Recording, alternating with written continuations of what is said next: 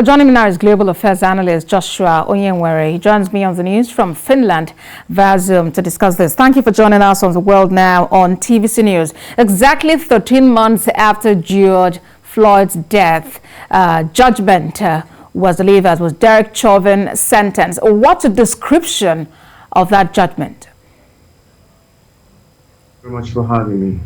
This convict marks a great moment in recent American history. First, for George Floyd's family.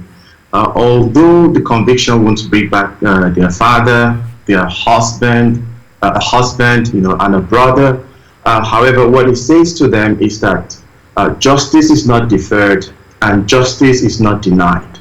It also marks a great moment for Americans. Let's not forget that it is the Latino Americans, the Asian, the Black and the white Americans that started the protest, that triggered the global Black Lives Movement, demanding an end to racial injustices against people of color in America and across the world. So this is a great conviction, a great verdict for people around the world, not just Americans. Well, George's death sparked up a whole lot of protest, the Black Lives Matter movement, and people gathering, and the momentum was really strong. Do you see this pass a significant message to bring down that issue of racism in America? Yes, this absolutely would be one of changes that is to come. It's a strong conviction for many Americans that as a police officer on duty, you cannot, go about just racially killing people. It doesn't matter whether it is blacks, although the case had been so much more, the racial injustices had been so much more against people of color. But I just want to bring up another point. It is crucial to put in perspective the importance of this conviction in the history of Minnesota. This is the first time in over 160 years since the creation of the state that a white police officer is convicted for murder of someone while on duty. And Chauvin is the first one to be sentenced for the killing of a black man while on duty. The conviction was also, the highest amount of time that a police officer on duty was sentenced for the killing of a civilian. The previous one being about 15 years for the killing of a teenager. So there are ground rules that are being set with this conviction, and we expect to see, more of this conviction. In fact, the fallout of this conviction has been, the police reform bill that is now in the Congress and is now putting pressure on the Congress for it to be passed.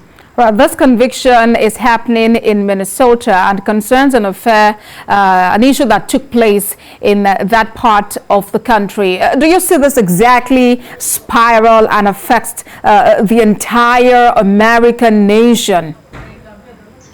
Well, I would assume that would be the case for states that are have democratic government. But in the Republican states, we wouldn't expect much. Yes, there will be federal pressure on these states, but unless the police reform is passed, the chances of this spiraling would be mitigated with the current Republican setup that America currently has. All right. On another hand, there have been concerns also that black people, people of color, have a way of calling attention to themselves, and that's perhaps the reason it appears they seem to be the target or in focus in some issues of discrimination. Some people believe that, just live like normal people and there wouldn't be any concerns about, hey, you're a person of color. What's your take on that school of thought submission? No, that is totally gibberish. It's not the case. I mean, blacks. I mean, let's not forget the historical, timeline. You have black people who were black Americans who were coming out of slavery, and the American government is saying that put an end to slavery and release the slaves. And then the federal government won against the the opposition army at the time, and then the federal government freed the slaves. But then the same slaves were wrapped up and put in prison until Martin Luther King, who came and said, no, this has to end. You can't just be racially targeting people of color. And I mean, there has been series of events that have led to this conviction. It didn't start today. We've had activists who have been saying the same thing over and over again, the mass incarceration of people of color. So it is not that, just live your life, or because culturally the people of color behave in a certain way, and that is why the police, is targeting them. No, that hasn't been the case. In fact, in America today, you have institutions, white institutions that continue to convey racial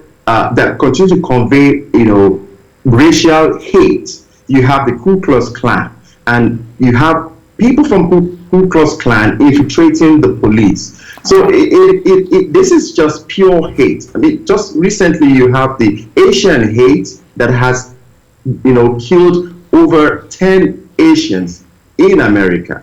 So it's totally gibberish. I don't think that is the case. All right, Global Affairs Analyst Josh Onyenwere joined us from Finland. Thank you very much for your perspective at this time. Thank you very much for having me.